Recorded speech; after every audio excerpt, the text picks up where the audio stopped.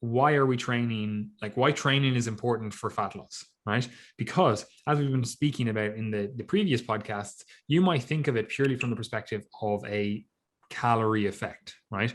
Because we've been talking about the diet, we've been talking about different parts of the diet, and we've always related it back to the fact that calories in, calories out, that, you know, calorie equation is the most important thing when we are looking at fat loss, right? In terms of actually achieving the result. Like, obviously it's not the most important thing, full stop.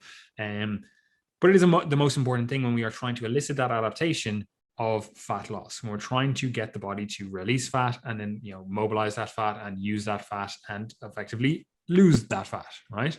So why is training important? Is it just a calorie expenditure? Because if it's just a calorie expenditure, then certain protocols or certain methods we're going to prioritize, right? But, and hopefully you will agree with this, Gary, training is much, much more than just, you know, the calorie expenditure during that session or potentially even after that session. It goes beyond that, right? There are a few things that we can look at. And again, I'm just going to list these off and maybe we'll bounce around a few ideas with them. So the first thing is calorie burn. Obviously, it plays a role, right? So if you're trying to lose fat, it makes sense to do some sort of training, some sort of exercise, some sort of formalized, you know, movement so that you can get, you know, you can burn some calories. Otherwise, you're going to have to diet on fewer calories, right? Like if you want to induce a certain deficit, like, you know, 500 calorie deficit, like, do you want to eat 500 calories less, or do you want to do some combination of exercise and, you know, eating less, right? Or potentially just exercising. And I'm talking about it from the perspective of, you know, someone coming to this new, that they're like, I've never trained before in my life.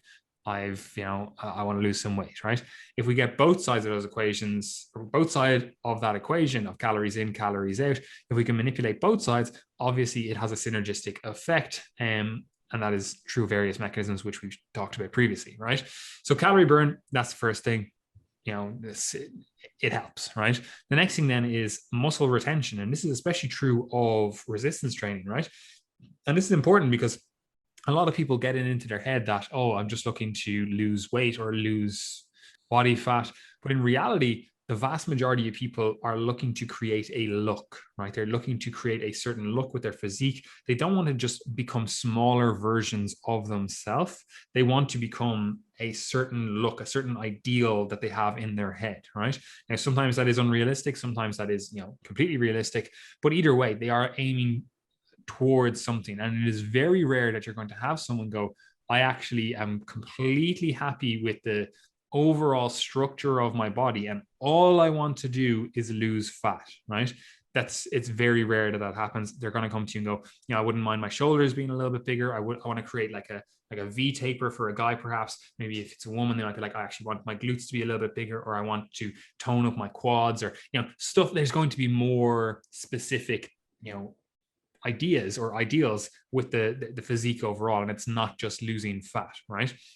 So muscle retention and muscle building, like, they're kind of two sides of the one coin here, in terms of we're going to do some resistance training so that we can actually create that look that we're looking for, and we're not just becoming smaller versions of ourselves. It's, again, rare that it's the case that people want to just become smaller versions of themselves. Like, if you were just like I always use it as like the analogy of like a balloon. Like, if you were to inflate a balloon and you're like, I don't like the way this balloon looks, right?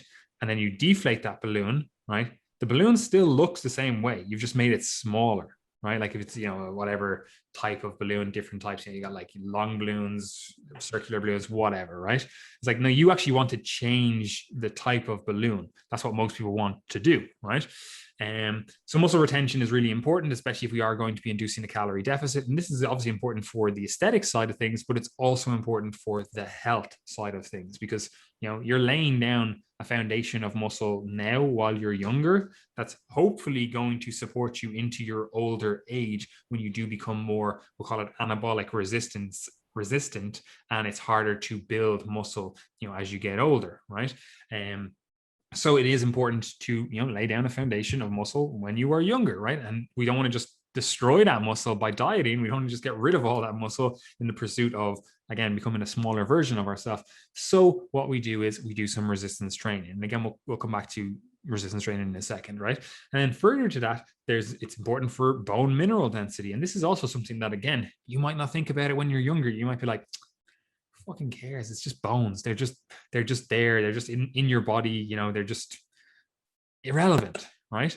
And that's just not the case, especially as you get older, because, you know, it is the bone mineral density you put down now that is going to support you as you get older, right? And that is especially the case for women when you go through menopause and you don't have that, we'll call it, helpful hand of estrogen, or, you know, potentially other sex hormones as well, you know, helping with bone mineral density, both in terms of laying it down and then also retaining it, right? So you want to create, you know, effectively stronger bones when you're younger, so that you do have that little bit of leeway when you are older, right?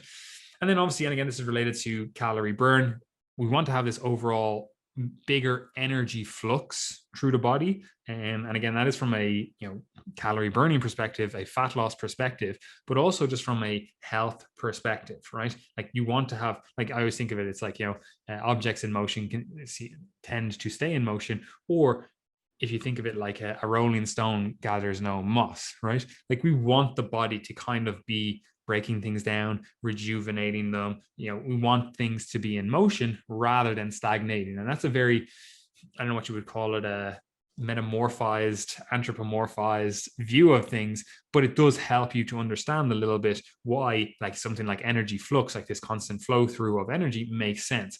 And again, you can argue it does make sense from a fat loss perspective, which is obviously what we're talking about here, in that, you know, if you're getting this higher energy flux through the body, you are potentially making it easier to, you know, lose like stubborn body fat, right? Like you could make arguments around that. Now, whether that plays out in reality, it's hard to tell. I don't think there's ever been a study done of like, well, if someone loses 5 kilos with a combination of exercise and you know, calorie deficit from nutrition, and then versus someone who only does it through nutrition. You know, it's like, I don't think those studies have been done in terms of looking at, you know, whether or not stubborn body fat differences, right?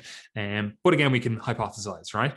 And obviously, again, from a health perspective, in the broader scheme of things, exercise is, you know, pretty fucking important, and good for the heart, good for the cardiovascular system in general, good for, you know, blood pressure management, good for a whole host of other things. But yeah, training is pretty important. You know, your bodies are meant to move. You know, if you don't put that input in, you're not really going to be at your best self, right? And again, I say that knowing that people, you know, potentially can struggle to get exercise in. So I'm not saying that as an elitist, like, oh, you have to exercise or you're never going to fucking optimize your life. But in reality, that is the case. And it's unfortunate that it is the case, because, you know, if you don't like exercise, it's going to be damn hard for you to really get all of the health outcomes that you want, really be in the best position overall from, you know, multiple perspectives. But also, I don't want it to be a case of people thinking that means I have to exercise every single day, or I have to do this multiple times per day. It's like, no, the actual effective dose, yeah, it's actually pretty low once you really dive into this stuff, right?